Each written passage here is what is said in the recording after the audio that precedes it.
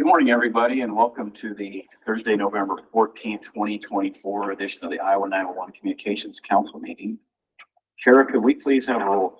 Sure. Chris Jasper. Jeff Miller. Here. Mike Bryant. Eric Daw. Or Tom Berger. Tom Berger's here. Lynn Tazioli. Josh Studen. Here. Rob Dinners. Here. Adam Well. Present. Mike Bryant, are you on?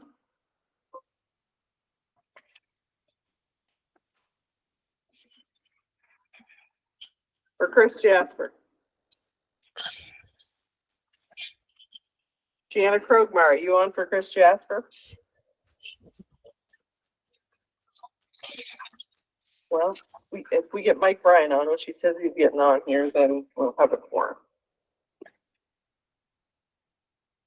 Well, we'll just hold off on emotions. Blake, you want to start your report? Can, yeah.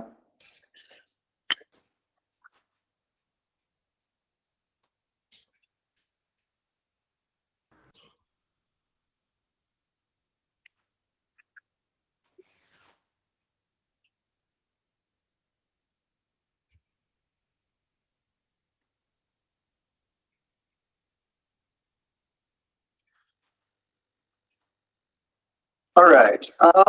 And the first thing that I'm going to show you is sorry for all the back and forth, is the program financials. So really nothing of note as far as the PSAP payments. If there's any questions, I would obviously take those, but really nothing to highlight there. Walking through the quarterly expenditure form, we took in over 7.8 million in wireless surcharge for the quarter, generated almost 63,000 in interest and 571,000 in prepaid revenue. It was the first quarter of the year, the fiscal year, which is July, August, and September. That is also the quarter where the $300,000 for program administration comes out and to the department to manage the program. So you'll see that reflected there. $144,000 in wireless cost recovery. And as you can see, the network costs listed below that. PSAP payments, the 60% of the total surcharge was just over $5 million.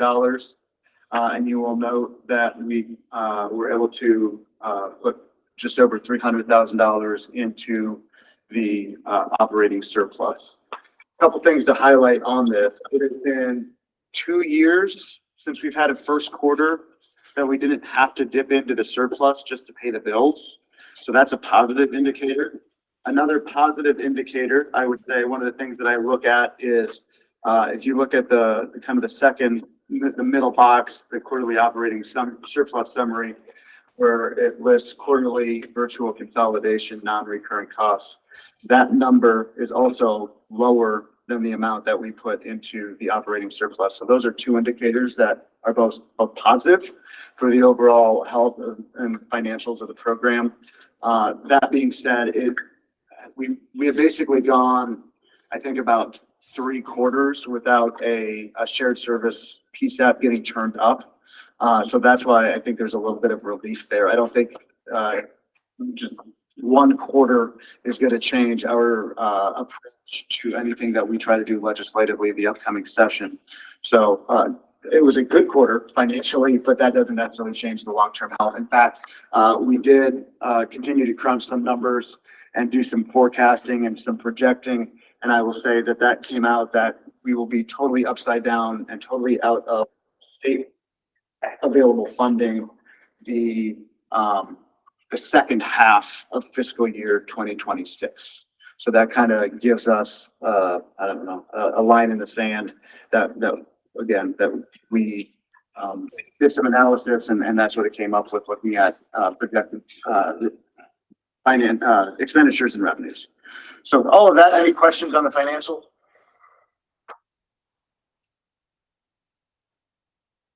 not, I will jump back into the presentation. All right, just an update. As a reminder, annual forms are still due January 1st. It has been pretty slow on that front. Traditionally, PSAPs and counties seem to wait till the Thanksgiving and Christmas holidays to submit those, which we appreciate.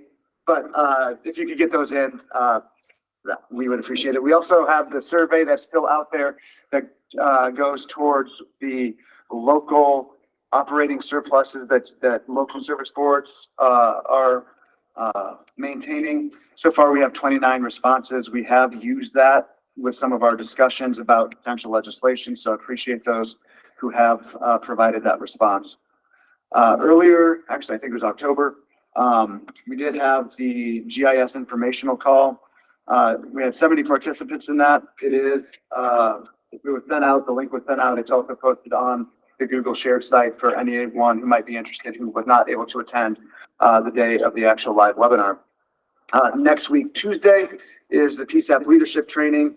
That class has been closed at this point, so you no longer registrations available. So I'll make sure next month to report on how that went. We are still planning a 988 informational webinar and some training in January. No refined date there, more to come on that. This is the next line item here, the Budget 101. It's something that we actually do as part of PSAP leadership training. But I've talked about it in various settings before. I think the community would benefit from some budget training. So Department of Management, John Parker provides that during the PSAP leadership training. I would like to get him scheduled during the January 911 council meeting, just to kind of go over budget and how to do that as well. So unless there's any big issues with that, I'll plan to get that scheduled during the January 911 council meeting. The last three items probably generate a little bit more of a discussion. The topic of telecommunicator emergency response teams actually came up last month during the ISIX meeting, and I thought I should circle back and update everyone here on that as well. So one of the things that our department manages is EMAC. That's the Emergency Management Assistance Compact. It's how we are legally able to send emergency resources out of state during times of disaster. So it's a Iowa Code 29C. It's been codified by all 50 states and territory for some time now. It's kind of a tried and true and tested way of sending resources, and it could be literally basically anything. National Guard deployments can go out of state that way. State Patrol can go out of state that way. Our own staff can go out of state to provide subject matter expertise to various states. So with the hurricanes in the southeast earlier this year, there were quite a few EMAC requests for TERT deployments. Within Iowa, we do have a TERT team. We are working to formalize them. One of the other pieces of Iowa Code 29C allows our department director to create specialty teams. And that basically makes local folks, local resources, they can be cloaked as agents of the states. EMAC is a state-to-state agreement. So it has to be a state resource to send out of state. So the TERT team that we have, we had an agreement with, we have an MOU with, but it's basically, I would describe it as we recognize each other. It's nothing formal. It is not declared as a specialty team. So some of the other specialty teams that we have within the state are urban search and rescue, incident management teams. So those are the type of teams that we have cloaked as agents of the state or specialty teams recognized by our department director. What we are working towards on TERT is to also have that specialty team designation. It's basically more of a formal agreement, but it talks through, paying salaries and potentially backfill for salaries if there's an official deployment needed out of a specialty team, or in this case, TERT. So that covers deployments both in state, but it also helps moving that resource out of state. So all of that to say, as part of the Iowa TERT team, there's actually a DPS employee that is part of that Iowa Turk team. Well, because that person is already a state employee, we were able to send that person, that resource out of state to North Carolina for an EMAC deployment. So I just wanted to talk through that. I think there might have been a little bit of confusion, or I know there's a lot of interest in deploying out of state, and that's awesome and that's great. But we got to make sure that all the legal parts of that are captured as well and documented. So there will obviously be more opportunities to deploy out of state for Turk members. Again, we're working to get them a little bit more of a formal state sponsored team to get them out the door a little bit faster and quicker and easier next time. But did want to point that out, that we did have one DPS employee go out of state to North Carolina on that Turk mission. I think she was there for just under 14 days. DPS, I know I'm kind of putting you on the spot here. Anything to add on that before I move on? I think so. We covered it. I think we got all the documentation. We're just finishing up with those, the form. Make sure you fill that out. Yeah. The daily 214s were Yep. tracked. And just again, kind of to paint the picture, EMAC is, there's a reason it exists. It is, it makes sure that both state and the individual are protected if anything happens, to make sure that everyone gets reimbursed correctly.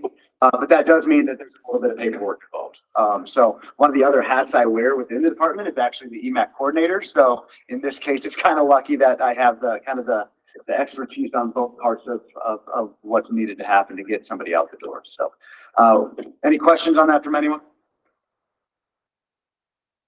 Okay. Moving on to the next one. We have 2 data centers in Iowa that are part of the Next Gen Core Service network.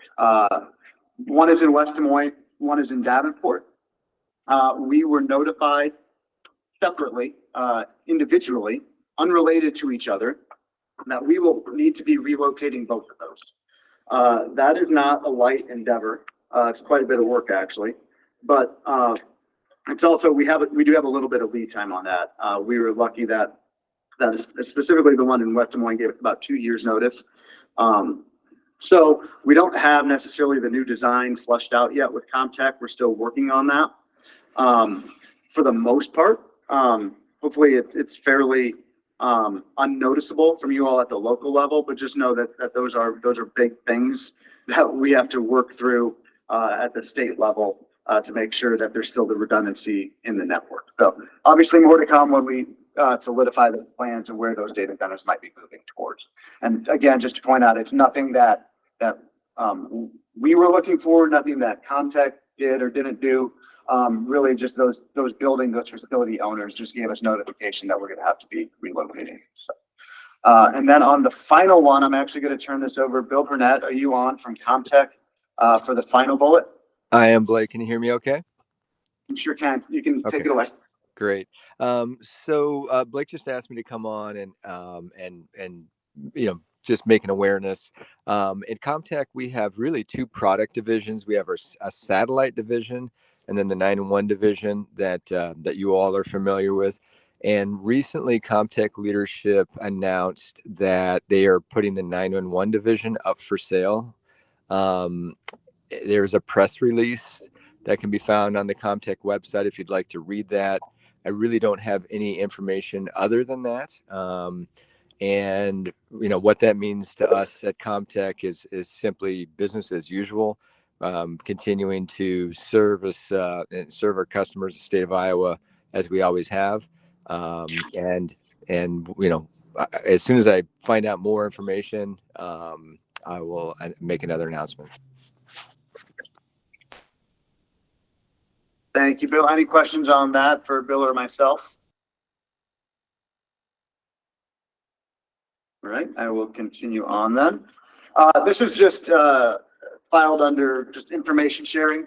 IOEA's 40-hour basic telecommunicator training schedule was kind of released or shared for the upcoming calendar year. You can see the dates there. I'm not going to go read them, but as you can see, some of them are out within the state and some of them are still at IOEA. And then update on GIS grant. We did have one county not meet the benchmarks. And without going into it, that has been fixed. They've actually already met the benchmarks for the month of November, so expect that to be taken care of going forward. So for the first month, 98 counties met the benchmarks. As a reminder, that really just means throughout 1 month's grant payment, $1,000.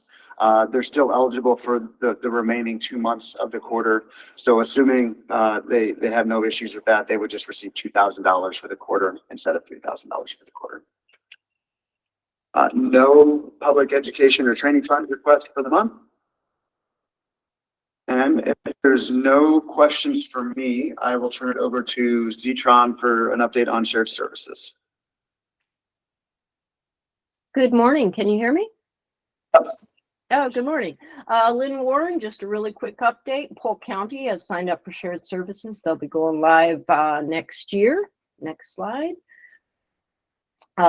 This is what the map currently looks like. We have 78 live shared services PSAPs, and we have 3 that we are working on the deployments. And next slide. A reminder that the learning management system is available to everybody. It's not just for shared services PSAPs. We are currently at 38 agencies, and I just got an update that we are over 500 users online. If you want to sign up, just email Christy Wade at that email address, and she will get you set up. I think that's it for me. Any questions? Not a question, Lynn, but I will just add, I believe the online training portal that we procured with training funds last year, I believe we did that out through February or March. So we will have an upcoming decision to make about the extension of that. I've asked for some pricing options just to see what's out there. If we could push it out to the end of the fiscal year, if we want to go in a full year, if we want to go to the end of a calendar year, just to give us some flexibility and some options on what to consider going forward. So that will be in an upcoming meeting to consider, but not today. All right. And I think the next slide is the usual. We have a regular insider newsletter if you'd like to sign up. All right. Have a great rest of your week. And that will conclude my brief as well, unless there's any questions.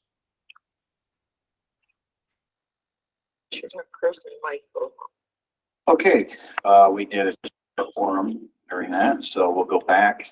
Could I please get a motion to approve today's agenda? Okay. I have a second. Jasper, second. Any discussion? All those in favor signal by saying aye. Aye. Aye. Against, same sign. And likewise, could I get a motion to approve the October 10th, 2024 minutes? Do the motion. Okay, do I have a second? Thank you. Any discussion? All those in favor signal by saying aye. Aye. Aye. Aye. Again, same sign. And motion carried. Okay, do we have any technical advisories? Okay, hearing none, could we please get an update from Iowa Interoperability Governance Board? Nichols. Thank you, Chair. I do have just a few things to update you on. The Iowa eFog is in beta testing right now. So that's an electronic version of the field operation guide, which would be similar to the Iowa NIFOG. And so soon that will be available on your cellular device or tablet, and I will keep you updated on those results. A quick update on our IMED project. That progress has been going on for over a year now. We just submitted our Q4 report. Mobile radio orders are being placed, and the Wave servers will be our next major step in the project. The governance structure of this project has been put into place, and hopefully in the ISICS board meeting next, the IMED top groups will be put in place, and so the radio programming piece will be next. I do want to thank the grant team that is in place and all of the individuals who have lent valuable input into these documents and the project thus far. I also want to preemptively offer a thank you in advance to the medical professionals and public safety and others, including dispatchers who will be giving this demonstration project an opportunity for success across this state and especially Region 1. There has been some major progress also on the EMS communication plan, and this week we are looking at the final rough draft of that plan, just for your information. And then the state-sponsored CommT or Communication Unit Technician course, PA, was approved. So keep your eye out for more information in anticipation of an April 2025 class that will happen in Cedar Rapids. We'll be looking to host up to 16 CommT students. That class focuses primarily on setting up, maintaining, and troubleshooting communication systems during incidents like those natural disasters or large-scale events, utilizing various technologies like radio, satellite, and data networks to ensure effective communication. So if that's interesting to you, you should sign up for that class. And then also, out of the 5 requests we put in place, the Communication Unit Leader course was also approved. And I'm working to schedule that scoping call to determine when that will take place, but we were looking to have that in Pottawatomie County. So keep your eye open for that. And then the Communications Unit Leader course is focusing on responsible for managing all aspects of communications equipment and systems during an emergency or incident, planning, installing, maintenance, and supervising personnel like radio operators and technicians. One other thing, ECC Myers will have a slide during his presentation about courses that are available in Kansas City in preparation of FIFA World Cup.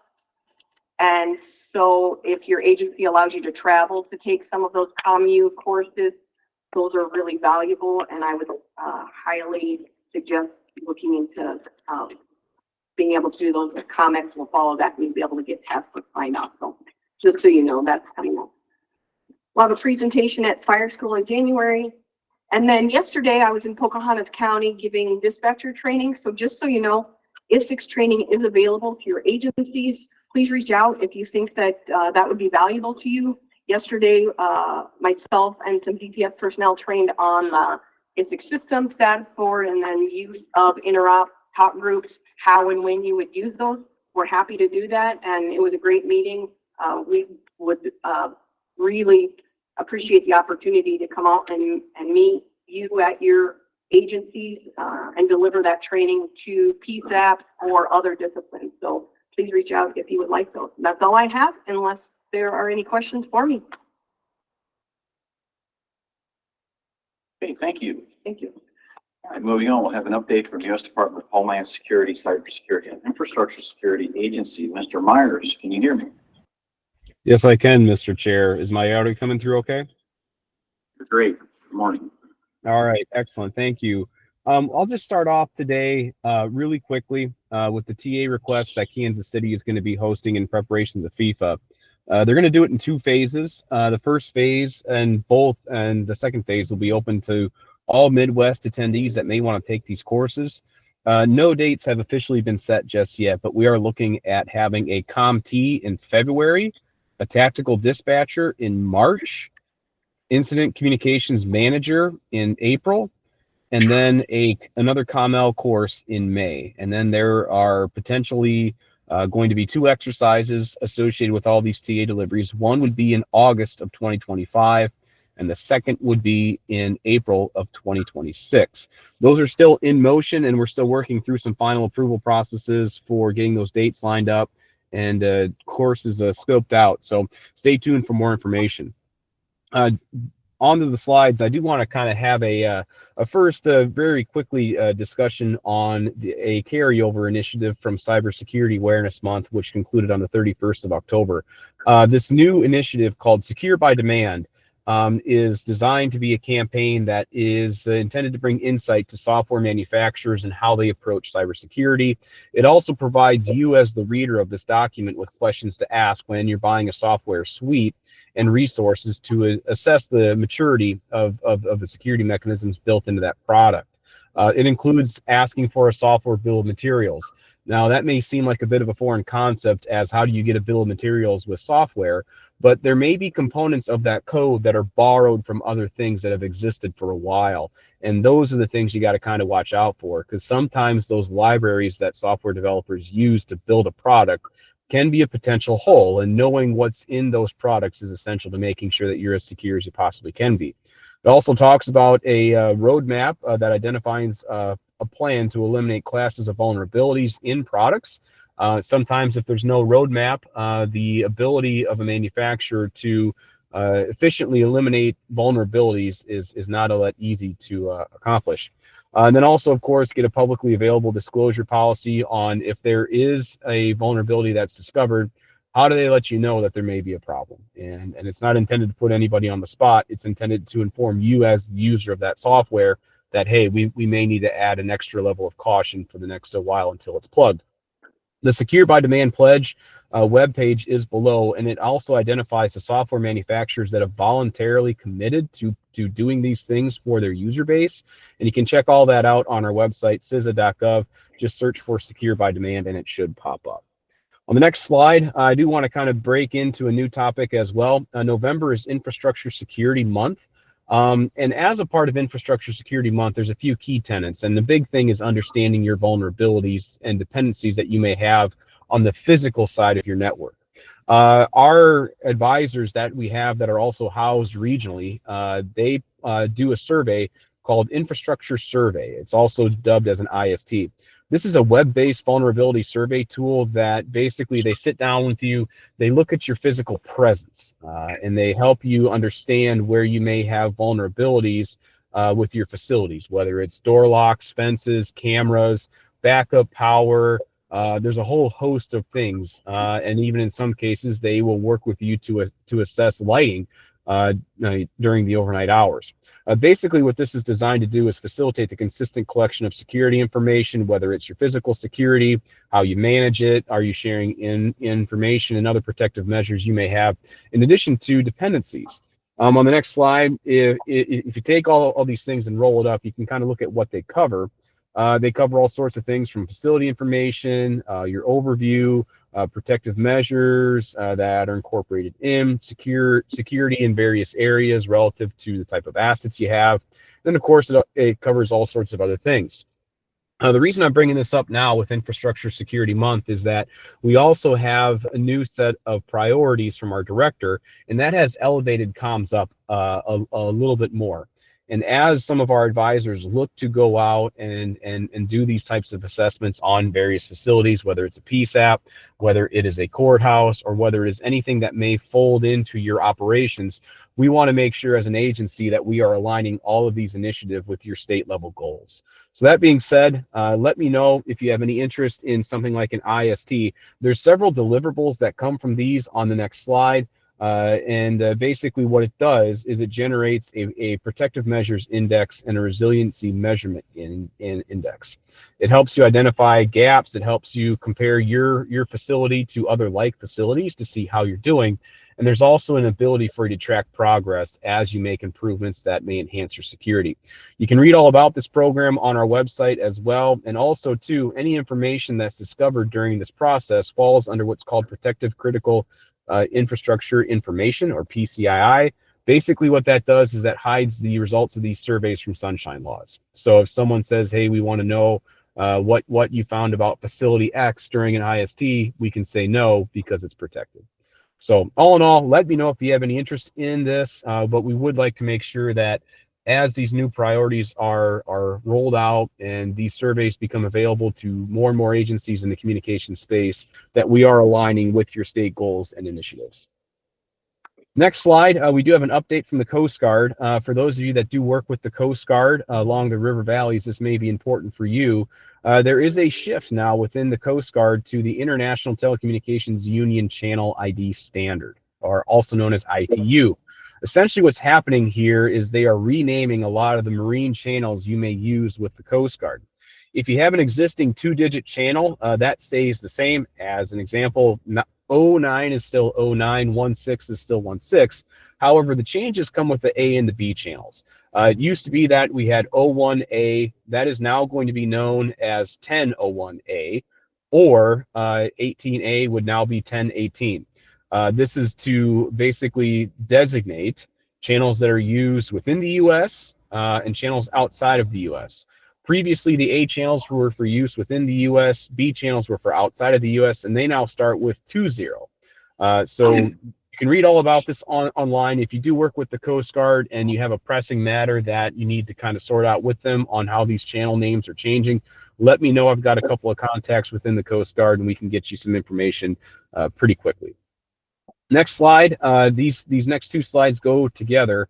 If you were looking at the news within the last month or so, you probably saw some news articles about Chinese researchers cracking encryption. Initially, some of the news reports were pretty salacious in the sense that they claimed that military-grade encryption has been cracked. That is not true. What they actually did was they looked at 3 foundational algorithms that go into various types of encryption methodologies, and they were actually able to crack a 22-bit key for RSA. Now, you're probably not familiar with RSA, but it's highly probable you've used it since it's been around since the late 70s. If you think about how our encryption keys are used in radio systems, they're very long mixes of numbers and letters. RSA is basically generating a key by multiplying 2 large prime numbers together. So it's completely numeric, and it would be relatively straightforward if you had a strong enough computer to crack it. In the past, RSA is used for the digital signatures in PDFs, securing emails, or establishing computer-to-computer connections, such as browsing the internet. So you've used RSA. The thing here is that with RSA, they use super big keys. The current practice is to use RSA 2048 or higher.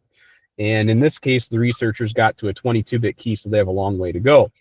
Now, with all that being said, you may be wondering how that compares to AES like we use in our LMR systems and other types of data systems we have. On the next slide, we want to come out and say very clearly that AES is much, much more robust than RSA. If you look at kind of the characteristics of each method of encryption, AES 256 basically would be the equivalent of RSA 15,360. So that being said, the bigger these keys are, the harder they are to crack. Now, if you just want to look at pure combinations, what they got to was RSA 22. That's got just shy of 4.2 million potential combinations for key material. AES 128, you have a very large number there that I do not know how to pronounce. And AES 256, I'm not even going to try that, but I can tell you that there are 78 digits to that number, and it would be insanely hard to crack. And there's no capability to do that today. So the efforts and time you've put into using AES 256 in your systems is still time and money well spent. It's going to be around for a while. As a side note, if you are curious, the current researchers have a better chance of figuring out how to pick lottery combinations than they do cracking other types of encryption like AES. So they are still a long ways away from cracking that. And again, just to kind of let you all know, there were some pretty weird news articles that came out a few weeks ago on this. AES 256 is still fine. Final slide of note is a cybersecurity advisory for you all. There's no official document for this yet, but I do want to let you know, since likely you have some sort of endpoint detection and response software or hardware on your systems. There is a new malware tool out there called EDR Silencer. And what this is designed to do is it's designed to take the protective watch guards that we have on our systems and silence it. And what that allows the bad actor to do then is to get onto the systems, operate without you having awareness. There's no alerts that are sent out to users. There's no alerts that are sent out to admins. They can get on there and do what they want to do, whether that's data theft from a system, various types of exploitation, ransomware, you name it. EDR Silencer is designed to silence all the protective measures that have been built into systems. Now, there is a company in the US that has identified this and has put together a fairly comprehensive report. It's not an endorsement of this company by any stretch of the imagination, but the report that they put out called The Silent Threat is a good one to look at to get a sense of how EDR Silencer may affect you as a community within communications. This is something that you could download, show it to your IT people and say, hey, does this apply to us? That is available, linked on the slide, or you can search for it as well. But this is one of those things that every so often you have a malware threat that comes up that really catches your eye, and this is one of them.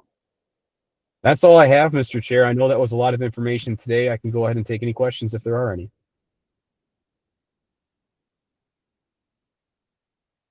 Okay, thank you, sir. All right, moving on. Do we have any legislative issues? Okay, hearing none. Any information sharing by council members?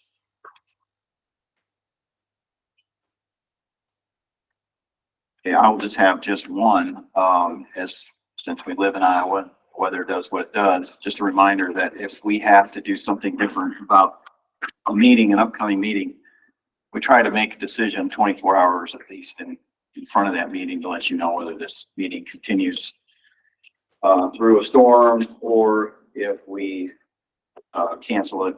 Obviously, we have the capability of doing these remotely. However, sometimes when you're in the middle of a blizzard, it's a little difficult to get a quorum. So we will attack that on an individual basis, but just letting you know, we'll get the word out the day before certain things we have to cancel or change the way we handle this meeting. Anything else from anyone? Okay, I don't have any new business or old business or travel requests. Do I have any business from the floor here in this room? Okay, do I have any business from our virtual participants? Okay, hearing none, I would entertain a motion to adjourn. I'll make that motion. Okay, motion, do I have a second? Second, Denner. All those in favor, signal by saying aye. Aye. Aye. Aye. We're adjourned. Thank you, everybody.